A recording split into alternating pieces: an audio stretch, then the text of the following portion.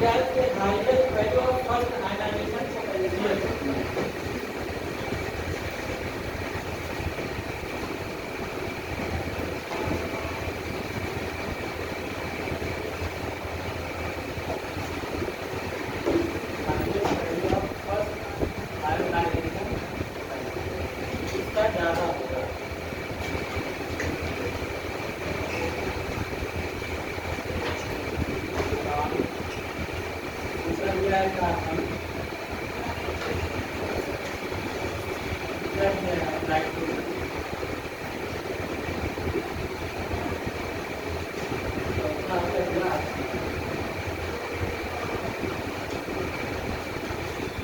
पहले ये बताइए आयनाइजेशन पोटेंशियल होता क्या है?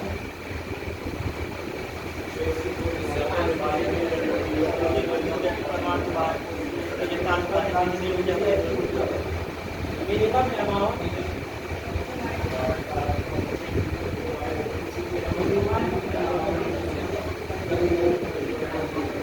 required minimum amount required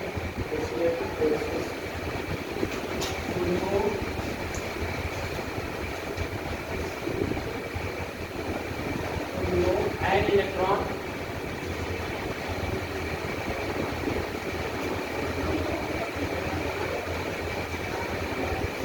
isolated gaseous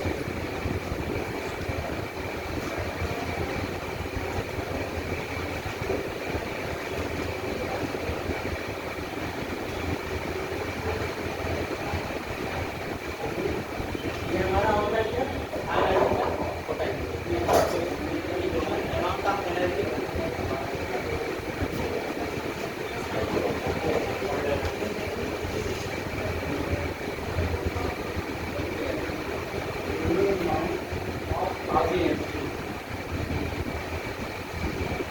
required to remove an electron from an isolated gaseous state.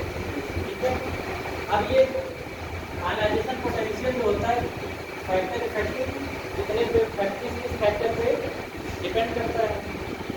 ठीक है, पहला क्या है जैसे अगर आप कहें पहला ग्रेड इफेक्टिव, ठीक, दूसरा साइज, तीसरा क्या होता है इलेक्ट्रॉनिक कॉन्फ़िगरेशन और चौथा क्या होता है? चौथा एक होता है ये हम इसको बोलते हैं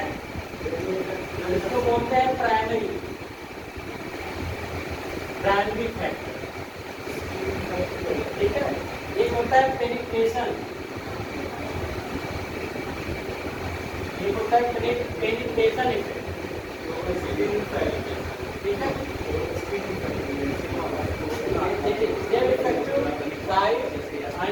इलेक्ट्रॉनिक कॉन्फ़िगरेशन और पेनिट्रेशन इफेक्ट, इसको हम बोलते हैं सेकेंडरी इफेक्ट। ये हमारा होता है सेकेंडरी इफेक्ट। ठीक है, हम लोग जो पढ़ते हैं ज़्यादातर हम इन्हीं तीन को पढ़ते हैं। हम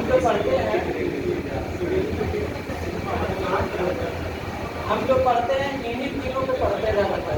जेड इफेक्टिव को पढ़ते हैं, साइज इफेक्ट और इलेक्ट्रॉनिक कॉन्फ़िगरेशन। चौथा हम लोग नहीं पढ़ते, चौथा बहुत कम ही लोग पढ़ते हैं। ठीक, तो ये सब तो आप लोगों को पता ही है क्या होता है, जेड इफेक्टिव क्या होता है, साइज इंक्रीज करता है क्या होता है, इलेक्ट्रॉनिक कॉन्फ़िगरेशन सब लोग जानते ही हैं। लेकिन जो पेनिट्रेशन इफेक्ट होता है ये चीज़ आप लोग थोड़ा ध्यान दीजिए।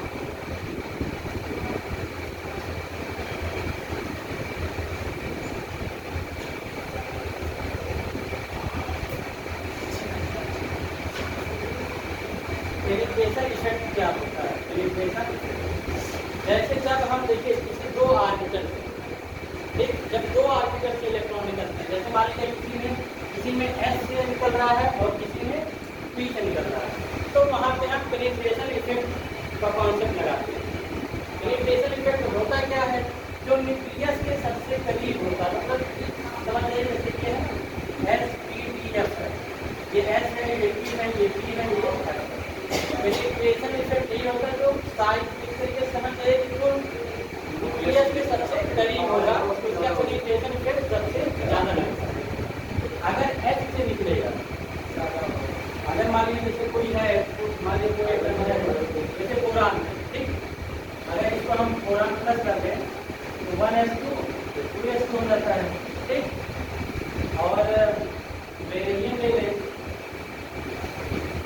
कार्बन ले लेते हैं, इसमें देखिए 1s2 2s2 2 होता है, अगर कार्बन प्लस करते हैं तो 1 हो जाएगा। ठीक, अब यहाँ पे देखिए तो ये इलेक्ट्रॉन निकलेगा कहाँ से निकलेगा, s ऑर्बिटल से निकलेगा, ठीक है, और यहाँ किससे निकलेगा, p से निकलेगा। पेनिट्रेशन इफेक्ट सबसे ज्यादा किसका होता है, s का होता है। तो यहाँ पे क्या होगा, s ये यहाँ से निकालना बहुत ही मुश्किल होगा इलेक्ट्रॉन। यहाँ पे जब भी ये चीज ध्यान दीजिएगा, जब भी s ऑर्बिटल और p ऑर्बिटल दोनों में से इलेक्ट्रॉन निकल रहे हैं तो वहाँ पे पेनिट्रेशन इफेक्ट लगता है। ठीक, ये चीज ज्यादा हो जाएगा, इसका जो आयनाइजेशन पोटेंशियल क्या होगा, ज्यादा होगा, ठीक है। और ऐसे तो इसमें देखिए जो ये दिया हुआ है यहाँ पे आपका इलेक्ट्रॉनिक कॉन्फ़िगरेशन से ही निकल जाएगा। वहाँ पे मैंने बताया कि जो आपके 3 है प्राइमरी इफेक्ट वो आपके इलेक्ट्रॉनिक कॉन्फ़िगरेशन से वहाँ पर जब देखेंगे हार्ड फील्ड फुल फील्ड देखेंगे तभी वहाँ से निकल जाएगा। लेकिन जब 2 ऑर्बिटल से निकलेगा तो वहाँ पे आपको पेनिट्रेशन इफेक्ट देखना पड़ेगा, ठीक है। अब यहाँ पे इसका इलेक्ट्रॉनिक कॉन्फ़िगरेशन है, बोरान 5 होता है, 1s2 2s2 2p1, कार्बन का देख लीजिए 1s2 2s2 2p2, नाइट्रोजन का देख लीजिए 1s2 2s2 2p, ऑक्सीजन का देख लीजिए 1s2 2s2 2p4, ठीक है। यहाँ पे इलेक्ट्रॉनिक कॉन्फ़िगरेशन वाला लगेगा। इलेक्ट्रॉनिक कॉन्फ़िगरेशन क्या कहता है, अगर हाफ फील्ड या फुल फील्ड हो वो क्या होता है, मोस्ट स्टेबल होता है, वो स्टेबल होता है, ठीक है। वहाँ से आपको इलेक्ट्रॉन बाहर निकालना बहुत मुश्किल होगा, वहाँ पे ज़्यादा एनर्जी आपको रिक्वायर करना पड़ेगा। तो यहाँ पे देखिए सभी कहाँ से निकल रहे हैं, यहाँ पे देखिए पी से निकल रहा है, यहाँ भी पी से निकल रहा है, यहाँ भी पी से निकल रहा है, यहाँ भी पी से निकल रहा है, ठीक है। तो यहाँ पे आपका वही लग जाएगा कौन सा, इलेक्ट्रॉनिक कॉन्फ़िगरेशन। जेड इफेक्ट भी लगाएंगे तो भी निकलेगा, लाइट से भी देखेंगे तो भी निकलेगा, और पेनिट्रेशन इफेक्ट यहाँ पे निकलेगा, ठीक। अगर यहाँ से एक इलेक्ट्रॉन हम निकाल दें,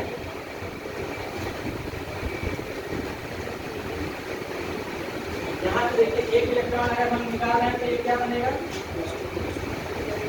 बोरान प्लस हो जाएगा, ठीक। इसका इलेक्ट्रॉनिक कॉन्फ़िगरेशन 1s2 2s2 हो जाएगा। इसका देखिए कार्बन है, कार्बन प्लस होगा तो 1s2 2s2 2p1 होगा। नाइट्रोजन में देखिए 1s2 2s2 और 2p2 होगा। इसका देख लीजिए हमारा नाइट्रोजन प्लस का है और ये ऑक्सीजन, ये हो जाएगा 1s2 2s2 2p3, ठीक है। अब यहाँ पे जब अगर जैसे ये है यहाँ पे हाफ फील्ड है, ये इलेक्ट्रॉनिक कॉन्फ़िगरेशन से हम देखेंगे किसका ज़्यादा होगा, किसी का ज़्यादा होगा क्योंकि ये हाफ फील्ड है। लेकिन जब अगर ऐसा कहीं दे दे, ठीक है, अगर यहाँ पे कहीं दे दे तब आप क्या देखेंगे, यहाँ पे देखिए S है, यहाँ P है, यहाँ P है, यहाँ P है, ठीक। तो पहले यहाँ पे अगर इन दोनों की बात करेंगे तो यहाँ पे तो पेनिट्रेशन इफेक्ट लगेगा, लेकिन यहाँ पे पहले देखिए क्या लगा है, यहाँ पे हाफ फील्ड है, हाफ फील्ड वाला सबसे ज्यादा, जैसे O प्लस ज्यादा हो जाएगा, उसके बाद किसका होगा। अब यहाँ पे पेनिट्रेशन इफेक्ट आप लगाएंगे, जब पेनिट्रेशन इफेक्ट लगाएंगे तो ये इसका ज्यादा होगा सबसे, उसके बाद फिर आपका इसका ज्यादा होगा, इसका होगा कार्बन प्लस का, उसके बाद फिर नाइट्रोजन का, ठीक है। ये चीज समझना ठीक है। पहले आएगा यहाँ पे तो इस वाले पेनिट्रेशन इफेक्ट बात करेंगे नहीं, यहाँ पे देखिए आप यहाँ पे किसका होगा, यहाँ पे हाफ फील्ड की बात हो रही है ना, पहले हाफ फील्ड वाला ज्यादा हो जाएगा, ठीक है। ये चीज होता है।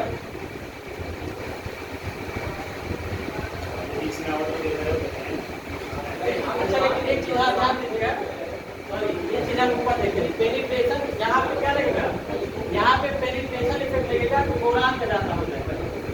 इसके बाद फिर ऑक्सीजन का होगा, फिर कार्बन का होगा, नाइट्रोजन का होगा। ठीक है, यहाँ पे पेनिट्रेशन इफेक्ट लग जाएगा। सबसे जान देखिए पेनिट्रेशन इफेक्ट क्या होता है, अभी मैंने वही समझाया। जब दो ऑर्बिटल, जैसे यहाँ पे देखिए एस ऑर्बिटल से निकलेगा, अगर हम एक इलेक्ट्रॉन और निकालेंगे कहाँ से निकलेगा, एस ऑर्बिटल से निकलेगा, यहाँ पे पी से निकलेगा, यहाँ से भी पी से निकलेगा और यहाँ से भी पी से निकलेगा। ठीक है, तो जब भी हम मान लीजिए ये न्यूक्लियस है, ये हमारा न्यूक्लियस है, ठीक, यहाँ पे हमारे क्या है, ये ऑर्बिटल है। अगर आप देखिए एस ऑर्बिटल से इलेक्ट्रॉन क्या होगा, ये बहुत ही इससे फोर्स ऑफ अट्रैक्शन इससे बहुत ज़्यादा लगता है, फोर्स ऑफ अट्रैक्शन यहाँ पे ज़्यादा लगता है, इसलिए इलेक्ट्रॉन ये अपनी तरफ बहुत तेजी से खींचा रहता है, वो बाहर निकालना नहीं चाहेगा, वो क्या करेगा, पी वाले से निकालना चाहेगा। ठीक है, इसलिए यहाँ पे जब देखेंगे इसका सबसे ज़्यादा होगा, उसके बाद फिर इसका होगा।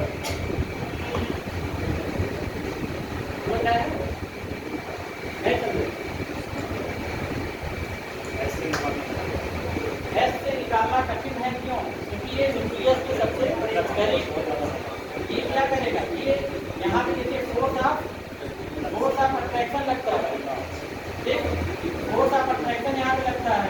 जैसे जैसे क्या होता है, ऑर्बिटल की संख्या बढ़ती जाती है या इलेक्ट्रॉन की संख्या बढ़ती जाती है, ऑर्बिटल की संख्या भी बढ़ती जाती है, तो वहाँ पे डिस्टेंस क्या करेगा, यहाँ पे थोड़ा कम लगेगा फोर्स ऑफ अट्रैक्शन। वही चीज़ इस वाले केस में समझ रहे हैं। जैसे आप जब भी आप देखिए एक ही ऑर्बिटल से निकल रहा है, एक ही ऑर्बिटल से, वहाँ पे तो आप देख लीजिए क्या हाफ फील्ड है कि फुल फील्ड है, वहाँ पे आप देखेंगे कि हाफ फील्ड है कि फुल फील्ड है। यहाँ पे तो आप देख लीजिए सबसे फुल फील्ड हाफ फील्ड है ये, यानी कि इसका ज़्यादा होगा, इसका ज़्यादा होगा।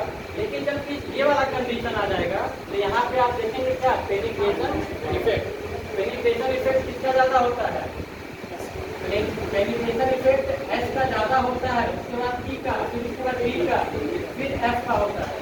एस का पेनिट्रेशन इफेक्ट सबसे ज़्यादा होता है। ठीक है,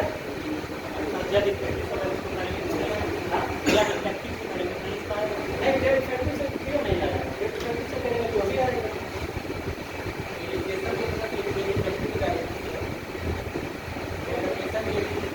आप डायरेक्टली होगा कि मान लीजिए अगर आपका इफेक्ट क्या है, अगर पेनिट्रेशन के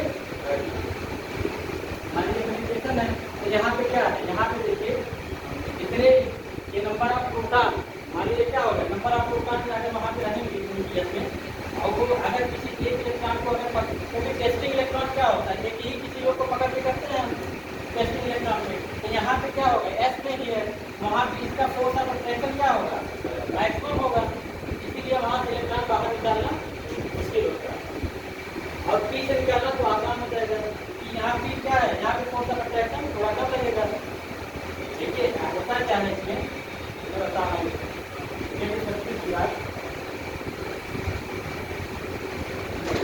जैसे मान लीजिए कोई हमारा जेड, ये हमारा जेड है, ठीक है, ये हमारे क्या है, जेड है।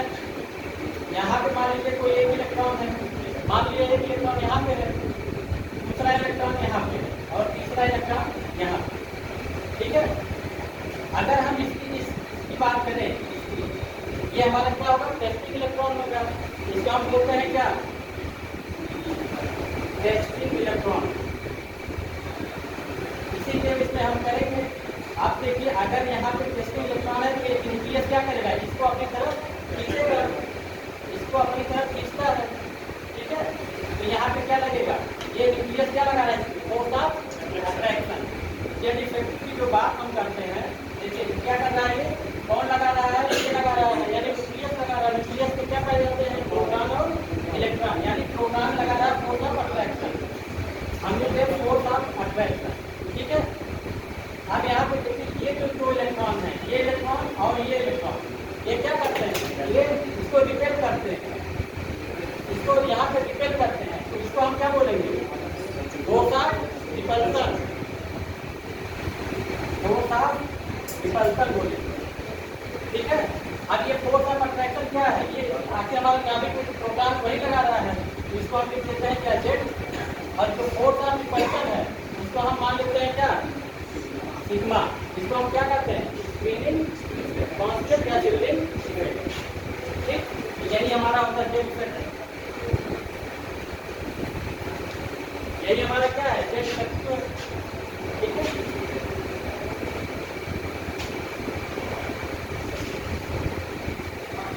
अभी नहीं समझे,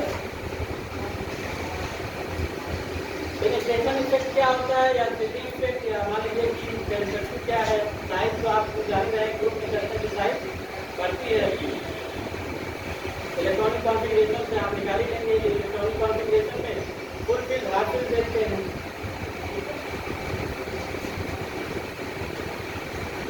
लेकिन मान लीजिए अगर कहीं ऐसा दे देता है तब आप क्या करेंगे, तब वहाँ पे आपको पेनिट्रेशन इफेक्ट से ही देखना पड़ेगा, ठीक है। अगर ऐसा देता है तो पेनिट्रेशन इफेक्ट देखेंगे, पेनिट्रेशन इफेक्ट किसका ज़्यादा होता है, पेनिट्रेशन इफेक्ट किसका ज़्यादा होता है, एस का होगा, ठीक, एस का ज़्यादा होता है, उसके बाद पी का, फिर टी का, फिर एफ का।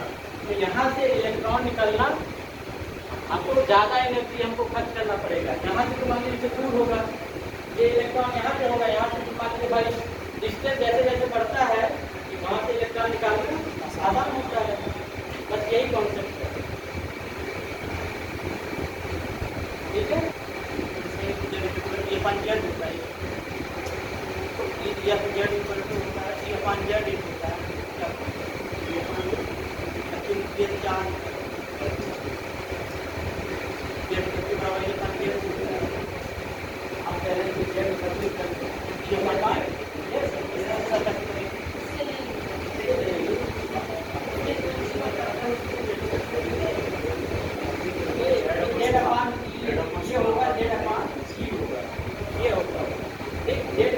यहाँ पे आप देखिए, अगर हम इसकी बात करें, ठीक है, मान लीजिए नाइट्रोजन, ठीक, नाइट्रोजन का कितना है, 7 है, और उसमें कितने इलेक्ट्रॉन हैं, पी वाले में, पी वाले में कितने, 3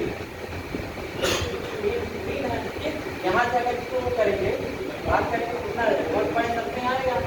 इसी तरीके से इसका ऑक्सीजन का निकाल लीजिए, एक अपान कितना होगा, 4, ये 2 होगा। पेनिट्रेशन इफेक्ट जानते हैं क्या है, यहाँ पे इलेक्ट्रॉन निर्भर करता है।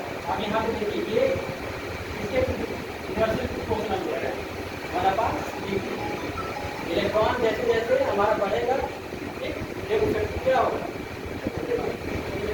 वही चीज़ है। देखिए इसमें 4 है, इसमें 3 है, ये चीज़ यहाँ से भी आप निकाल सकते हैं। ऐसे एक जेड इफेक्ट है, इसको कहते हैं जेड अपान, ठीक है, यहाँ से भी निकाल सकते हैं। आगे बढ़े, समझ में आया कि नहीं, आया कि नहीं, ये भी है आपको सही आया,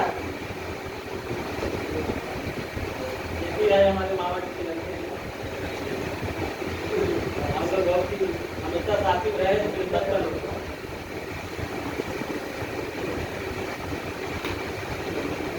तो आपका यहाँ से कौन होगा, ये हाफ फील्ड है इसलिए इसका ज़्यादा होगा, ठीक।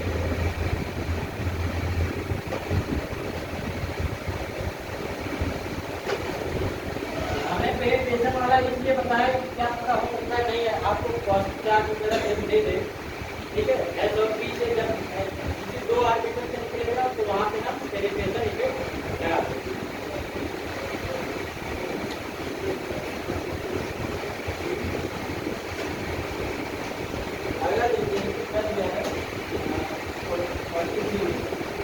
इसमें कह रहा है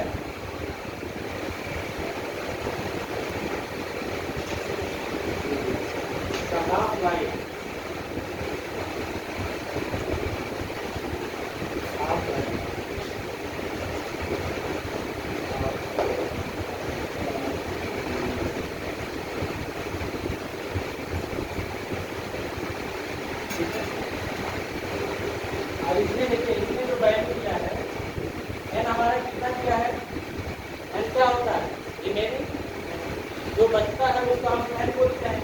रिमेनिंग में हमारे क्या 0.25 ग्राम किया है, और एन नॉट हमारा होगा जो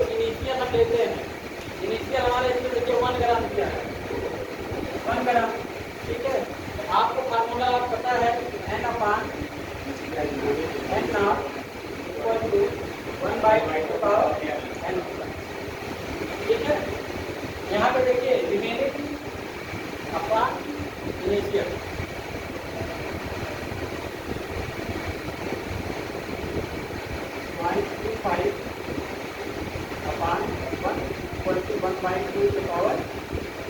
इसको हम लिख सकते हैं क्या, 1/2 पावर, यहाँ से हम लिख सकते हैं 1/4 1/2 पावर n, या 1/2 पावर 2 1/2 पावर n बराबर आ जाएगा हमारा 2, ठीक, n बराबर 2 आ गया। उत्तर टाइम आपका पूछा हुआ है p बराबर n इंटू टी हाफ आपका दिया हुआ है, इसमें टी हाफ आपका यहाँ किया हुआ है,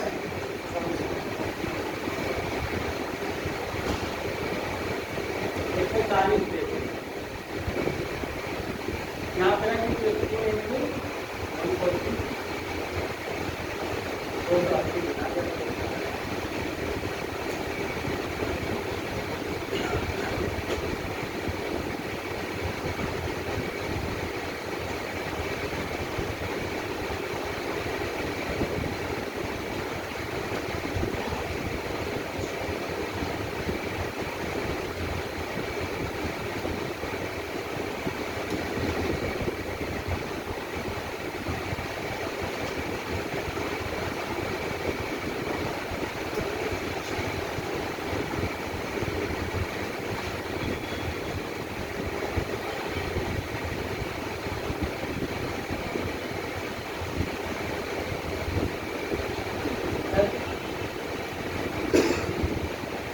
क्वेश्चन को देखिए, गुरु जी इसका एक और नियम बताए, ठीक, जैसे अगर कोई ये है इसका कितना 1 ग्राम दिया हुआ है, ठीक है, इसका हाफ लाइफ कितना है 140 दिया है, हाफ लाइफ का मतलब क्या होता है आधा, ये 140 गुना कितना बच रहा है, इसका कितना लिया है उसका आधा बच रहा है, इसको कितना होगा, इसको 1/2 कर, ठीक है।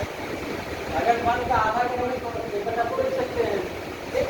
फिर अगला जो है 140 में कितना बचेगा, 1/4, यही आपका दिया है कि कितना कितने तरह में 0.25, यही आपका दिया है कितना ये होगा। अब इसी को हम क्या करते हैं, जोड़ लेते हैं, 140 आप ऐसे भी कर सकते हैं, आप फार्मूले से आप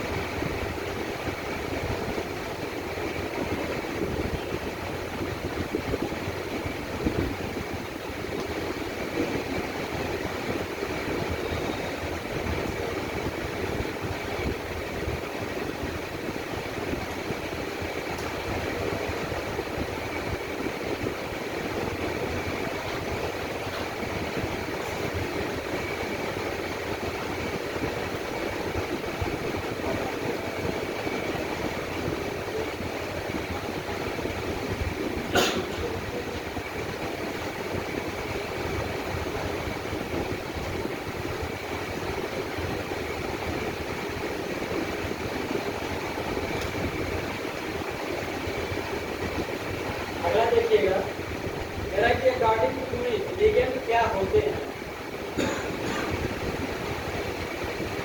लुईस कॉन्सेप्ट आप लोगों ने पढ़ा है, ठीक। लुईस कॉन्सेप्ट में क्या होता है, लिगेंड दो इलेक्ट्रॉन को क्या करते हैं, डोनेट करके, इसको सेंट्रल मेटल को जो लिगेंड वो कहलाते हैं, जो अपना लोड दे रहा इलेक्ट्रॉन सेंट्रल मेटल को देते हैं, वो क्या कहलाते हैं, लिगेंड कहलाते हैं, ठीक है। और लुईस कॉन्सेप्ट लिगेंड हमारे क्या कहलाते हैं, जो इलेक्ट्रॉन पेयर देते हैं उसको हम क्या करते हैं, बेस कहते हैं। जैसे देखिए ये है NH3 है और ये हमारा BF, इसके बाद यहाँ पे लोन पेयर ऑफ इलेक्ट्रॉन है, ये लोन पेयर ऑफ इलेक्ट्रॉन किसको देता है, इसको देता है, क्योंकि इसके पास क्या है, इलेक्ट्रॉन की कमी रहती है, ठीक। तो ये अपना लोन पेयर ऑफ इलेक्ट्रॉन इसको दे देता है और ये बांड बनाता है किससे, बॉडी बांड के, ये क्या होगा लुईस के अनुसार। वैसे अगर आप डॉक्टर लुईस का अंतर के आंसर देखेंगे जो H प्लस आयन देखते हैं वो हमारे क्या कहलाते हैं, लेकिन यहाँ पे टोटल नोन दे रहा इलेक्ट्रॉन दे रहा पूरा इलेक्ट्रॉन ट्रांसफर कर रहा है, ये हमारा क्या कहलाता है बेस कहलाता है। ठीक है,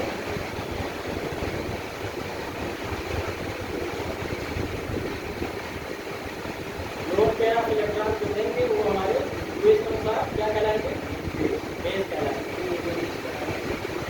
आपसे गलत किया है ऑप्शन आपका गलत किया है, चौथा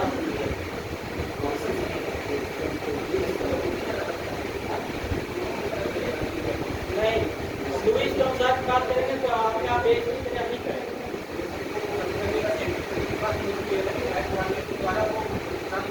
यहाँ पे देखिए बात किसकी किया है, बात किया है लुईस बोल दिया है वो बेस अगर लुईस ना बोला होता तो फिर आप उसको कैसे देख सकते हैं ऐसे का वे जब जनरल मेथड तो आप उसमें एक बार नेचर में पढ़ेंगे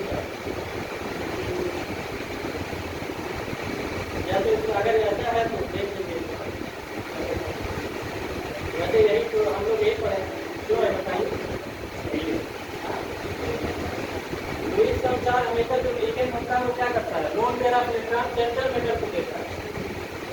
ठीक है, तो जनरल मेथड को जब देगा तो हमारा क्या कहलाएगा बेस कहलाएगा।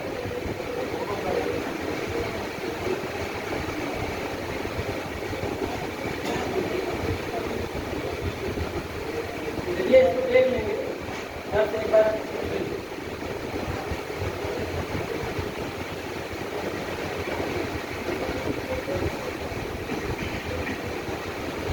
कॉन्सेप्ट तो आपका यही कहता है, लुईस ने यही कहा था लोन पेयर ऑफ इलेक्ट्रॉन जो डोनेट करता है वो हमारा बेस कहलाता है। ठीक है, यहाँ पे देखिए बॉन्ड ऑर्डर पूछा है।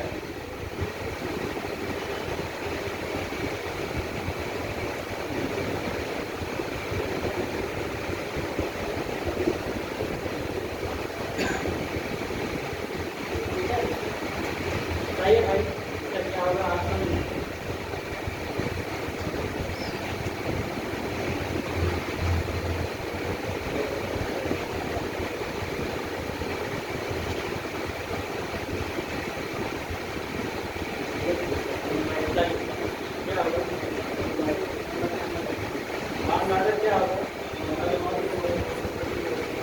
तो आपको पूरा डिटेल में पढ़ाया ही है।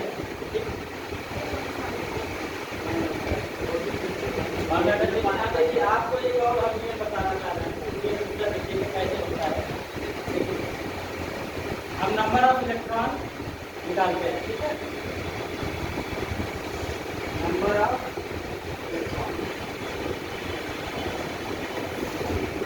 इलेक्ट्रॉन हम पहले निकाल लेते हैं उसको। हम यहाँ शुरू करना है आपको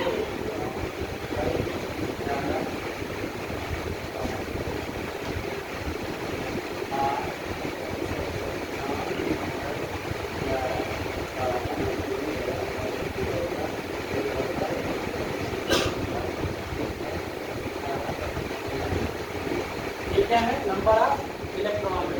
ठीक है, यहाँ पे देखिए दूसरा हम लिख रहे हैं बॉन्ड ऑर्डर। इसमें हम देखेंगे एक का देखते हैं कितना इसके पास अगर 14 इलेक्ट्रॉन है। ठीक है, उसका बॉन्ड ऑर्डर हम लिखते हैं कितना 3।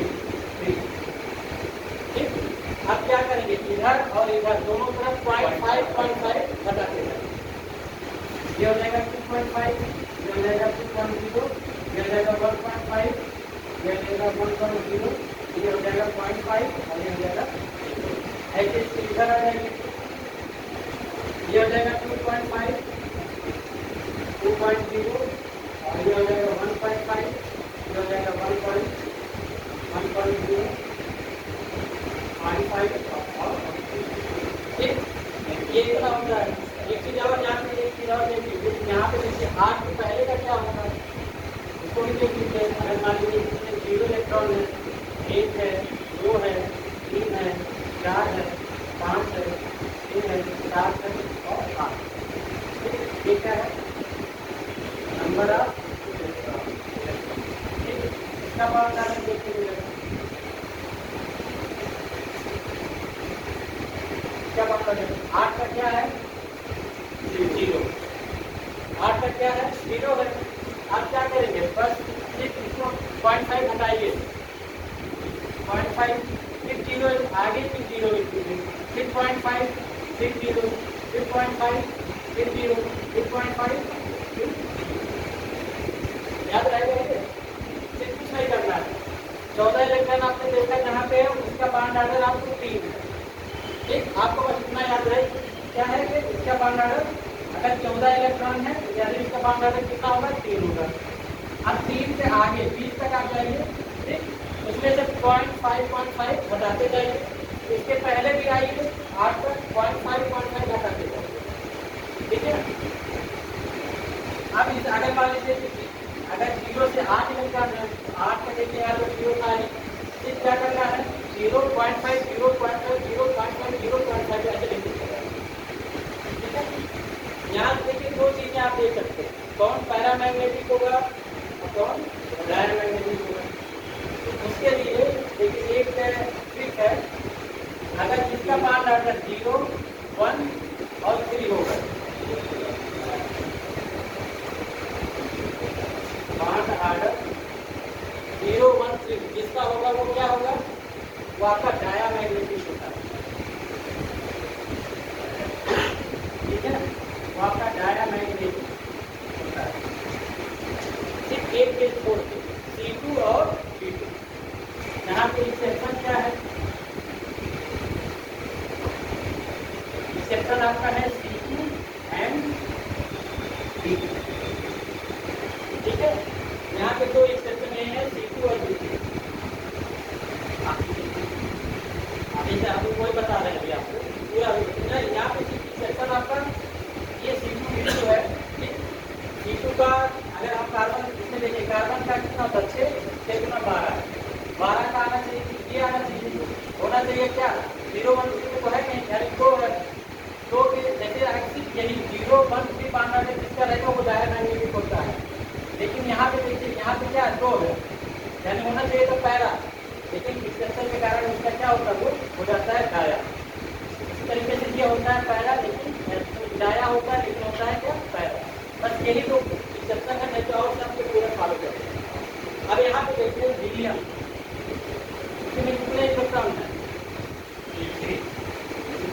3 इलेक्ट्रॉन है, ठीक। 3 इलेक्ट्रॉन पे देखिए बाउंड आर्डर क्या है, ठीक है।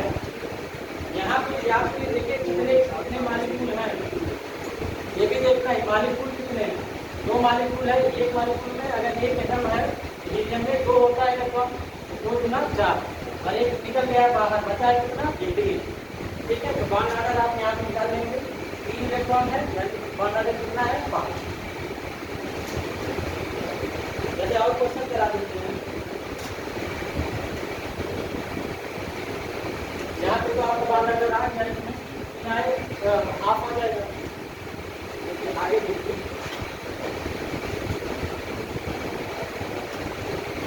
जैसे आपका देखिए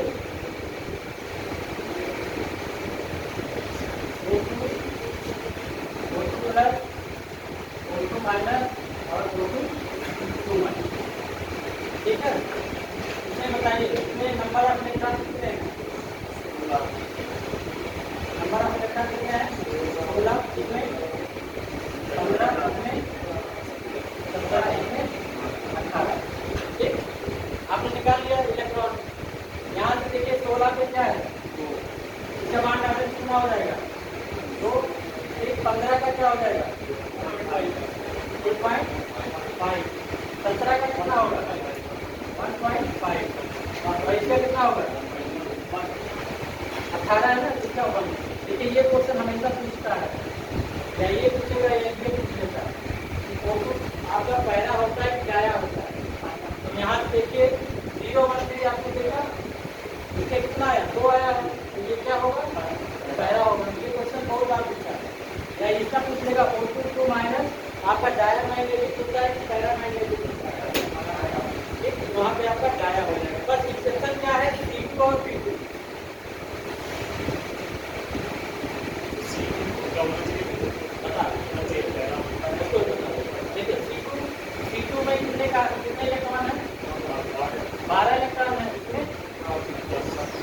इलेक्ट्रॉन है, ठीक, 12 का कितना आता है, तो यानी होना चाहिए था क्या, 12, लेकिन वो होता है क्या, 11, ठीक।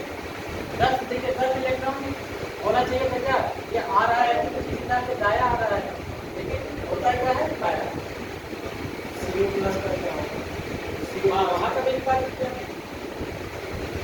CO प्लस, ठीक। यहाँ पे देखिए कितना है इसका, 6 है, अच्छा 6 तक 8 है, 8 में से निकल गया, अच्छा कितना 7, कितना हो गया, 13 हो गया, 13 कितना 13, इसका वाला कितना है, 2.5, 3.5, इसका वाला 3.5, वो तो यानी कि वो हेट्रोन्यूक्लियर है ना, हेट्रोन्यूक्लियर थोड़ा इसलिए चलता है, इसको देखिए CO प्लस का देखिए 1.5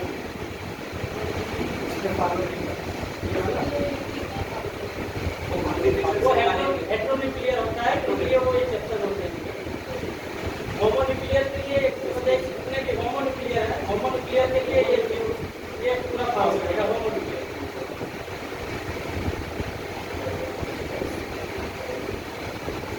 और अक्सर आपके पेपर में होमोन्यूक्लियर ही पूछता है।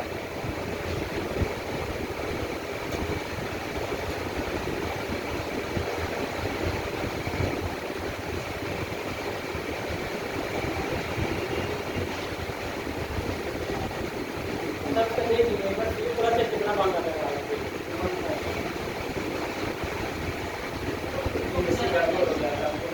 हेट्रोएटम है इसलिए हेट्रोएटम को कारण नहीं होता है। लेकिन होमोन्यूक्लियर अगर रहेगा, होमोन्यूक्लियर मतलब एक ही एटम दोनों से निकाला जाएगा, इतना नहीं होता ना, तो दो ऑक्सीजन तो होमोन्यूक्लियर। हेट्रोन्यूक्लियर में CO NO ये सब आते हैं, तो हेट्रोन्यूक्लियर के काम आता है।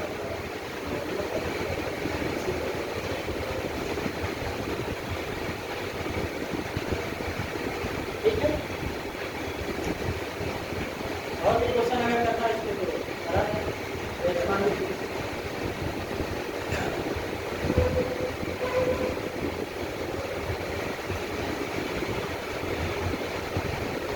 तो ये मान लीजिए आपका H2 प्लस और H2 बताइए इसका नंबर आप लेटर कितने हैं, 2 है, इसमें 1 है, इसमें 3, बांटा अगर आप ये कितने यहाँ पे 2 का यहाँ पे 0 आ जाएगा, इसका 1 है, 1 का पॉइंट 1/2 आ जाएगा, 3 है, 3 का 1 यानी 1/2। तो आप यहाँ से होमोन्यूक्लियर कितने भी होंगे, होमोन्यूक्लियर से आप निकाल सकते हैं। और भी लोग कई तरीके जानते हैं, तो निकालते हैं। गुरु जी का अगर पूरा डिटेल में पढ़ाई नहीं, तो आपको पता है कि होमोन्यूक्लियर के लिए इलेक्ट्रॉन ट्रांसलेशन क्या होता है और हेट्रो के लिए क्या होता है। 14 से कम इलेक्ट्रॉन अगर है तो उसके लिए कॉम्प्लिकेशन क्या होता है, आगे जाता है, तो और पूरी राय बढ़िया करता है, ऐसा गुरु जी आपको डिटेल में पढ़ाई नहीं लिखना पड़ेगा।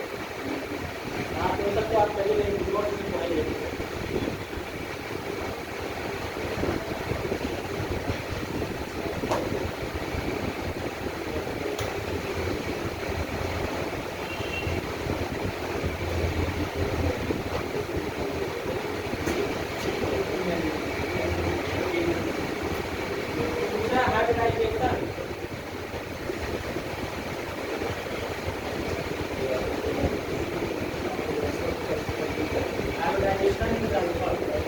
ठीक है, आपका दिया है ऐसा ऐसा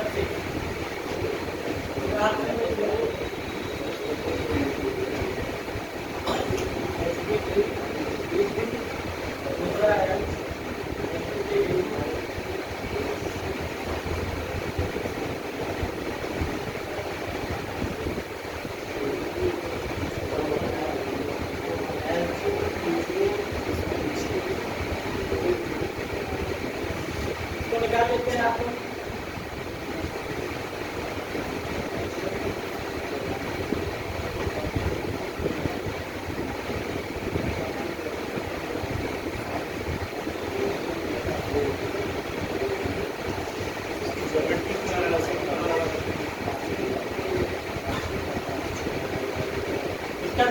यहाँ निकाल लेगा, बताने की जरूरत तो है नहीं।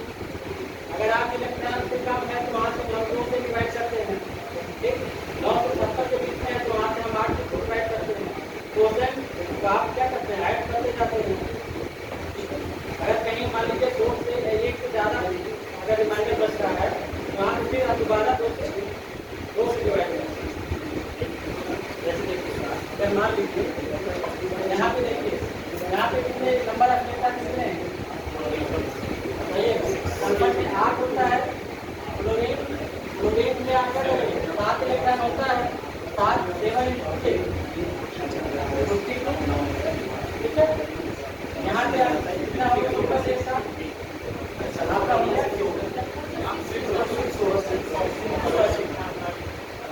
इलेक्ट्रॉन उसका नंबर लिखते क्या नाम है आपका ऑक्सीजन ये हो जाएगा आपका 48। अब इसमें आप क्या करेंगे, ये क्या है 9 से ज़्यादा है, यहाँ से हम क्या करेंगे, इसमें हम किससे डिवाइड करेंगे, 8 से डिवाइड करते हैं, 8 का 45, यानी ये जो क्वेश्चन आ रहा है यहाँ पे क्वेश्चन आएगा ये हमारा क्या होता है, ये हमारा हाइब्रिड आर्बिटर होता है, ठीक है। अगर मान लीजिए यही आपका अगर 46 होता है, ठीक, ये क्या कैसे होता है, 8 पर 40 हो जाता है, 40 बचेगा यहाँ पे माइनस 1 से ज़्यादा, अगर 1 से ज़्यादा रिमाइंडर बच रहे हैं तो वहाँ पे आप क्या करेंगे, 2 से 20 से डिवाइड करेंगे, ठीक है, वो किया। अब आप इन सबको जोड़ लेंगे, जितने भी क्वेश्चन आ रहे हैं उन सबको आप क्या करते हैं, जोड़ लेते हैं। यहाँ पे क्वेश्चन 1 प्लस क्वेश्चन 2 को आप जोड़ लेंगे तो आपका आ जाएगा 5 प्लस 3। और अगर लोन पेयर आपको देखना है, कितने लोन पेयर है इसमें, ठीक है, तो आप क्या करते हैं, बताइए भाई, यहाँ माइनस कर देते हैं,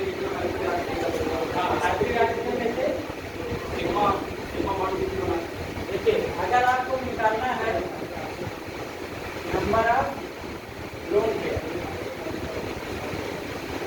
ठीक है, आप देखते हैं पहले कितने हाइब्रिड आर्बिटर बने हैं, हाइब्रिड आर्बिटर माइनस, आप देखिए कितना जो है ये कितने बांड से जुड़ा हुआ है आपका सल्फर, जितना आपको निकालना है। यहाँ पे देखिए कितने फ्लोरीन से जुड़ा है, यहाँ पे आप क्या करेंगे, कैसे माइनस कर देंगे, हाइब्रिड आर्बिटर कितना है आपका 8 माइनस 6, यानी इसके बाद 2 लोग ज़्यादा इलेक्ट्रॉन होंगे, लेकिन अभी इस केस में नहीं, हम आपको बस समझाने के लिए बता रहे हैं। इस केस में तो वो एक भी जो है वो नहीं मिलेगा, और जैसे के पास एक भी नहीं रहेगा, क्योंकि हाइब्रिड आर्बिटर कितना है,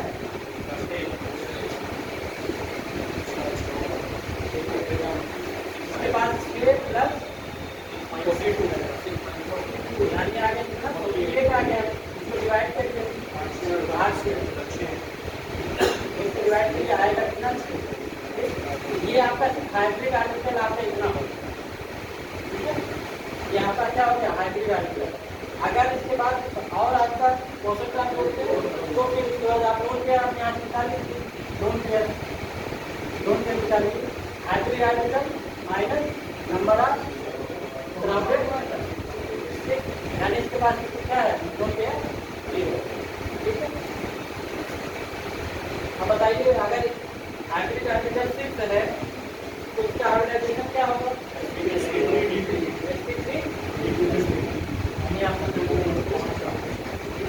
sp3 आप अगर आपको देखिए कैसे A gas 3P, A gas है 3P है और 3 2 5 हो गए, ठीक है, आप यहाँ निकाल सकते हैं।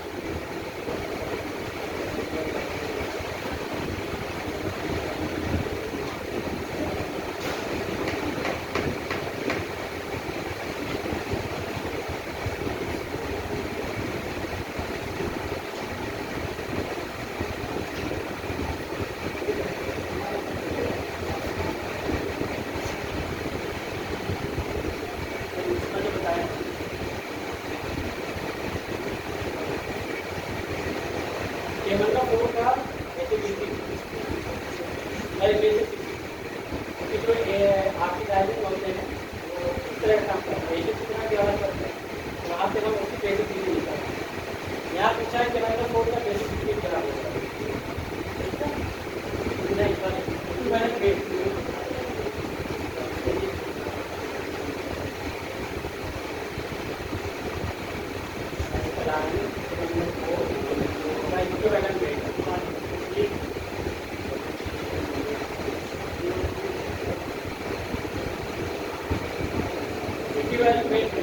ठीक है। एक चीज आप देखिए, हमेशा ध्यान रखिए, जब भी अगर के मतलब 4 रहा है, के मतलब 4 अगर कहीं आ रहा है, ठीक है, आपको वहाँ पे ये पूछ सकता है कि उसकी बेसिसिटी क्या है। इसके लिए ये देखिए, आप ये ध्यान रखिएगा बैंड, ठीक है, बैंड बैंड क्या है 153, बस ये चीज ध्यान रखिए। किसके लिए, के मतलब 4, ये हमारा क्या है, इसको हम लिखते हैं बेसिक, ये हमारा है क्या बेसिक, और ये हमारा क्या है, ठीक है, बैंड। ये ध्यान रखिए बैंड, जब भी इसको मान लीजिए कि उसकी बेसिसिटी जब लिख रहा है तो अब यहाँ पे देखिए कह रहा है कि एल्कलाइन के मतलब 4, एल्कलाइन के मतलब 4 के लिए बेसिसिटी कितनी होगी, यहाँ पे देखिए क्या होगा 1 होगा, इसलिए क्या है आखिर का एजेंट है। हम लोग इक्विवेलेंट वेट लिखते हैं, इक्विवेलेंट वेट उसका मोलर मास अपान ऑक्सीडेशन नंबर में तो चेंज ऑफ ऑक्सीडेशन नंबर, ये इक्विवेलेंट वेट का होता है, ठीक है। देखिए आपका यहाँ पे देखिए चेंज ऑफ ऑक्सीडेशन नंबर में उसके कितना चेंज होता है, 1 बार होता है, ठीक है। जब लोग बेसिक होता है, जब पूछेगा क्या एल्कलाइन के मतलब 4, यहीं पे अगर दे दिया एसिडिक के मतलब 4, तो वहाँ पे आपका आप ये लगाएंगे कितना होता है उसका 5 से आप डिवाइड करेंगे।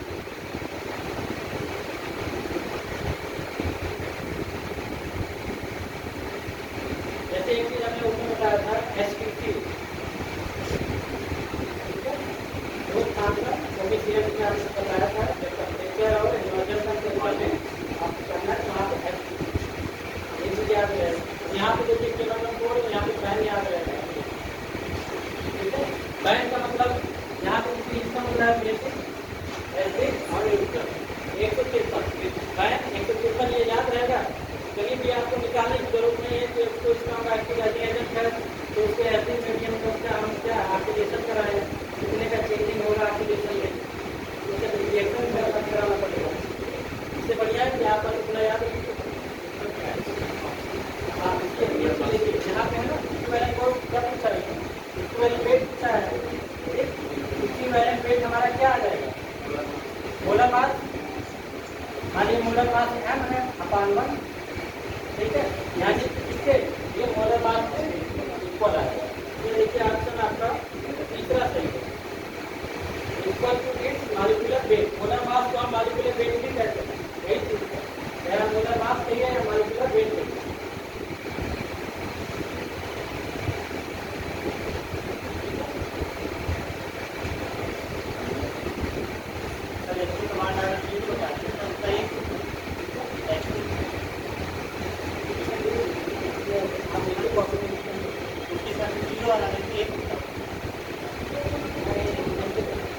आएगा वही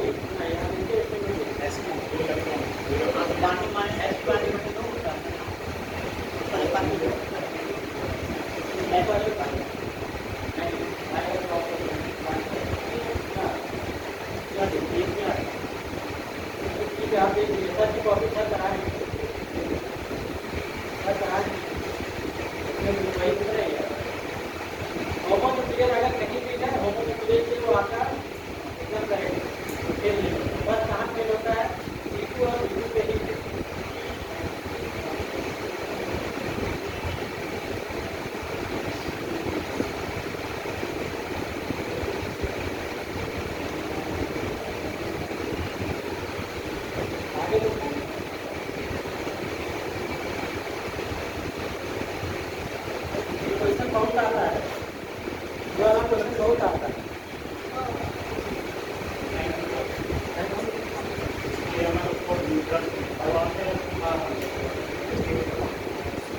हाँ न्यूट्रल पीरियड रहेगा तो जैसे ये देखिए आपने क्या मैंने लिखा 150 अगर कहेगा एल्कलाइन ठीक है अगर कहेगा इसकी बेसिस कितनी है एल्कलाइन के मतलब ये बेसिस क्या होगी ये हमारा क्या है ठीक है अगर यहाँ पे कह दें ऐसे देखिए इसके लिए क्या हो जाएगा टाइप हो जाएगा अगर वहाँ पे न्यूट्रल ठीक है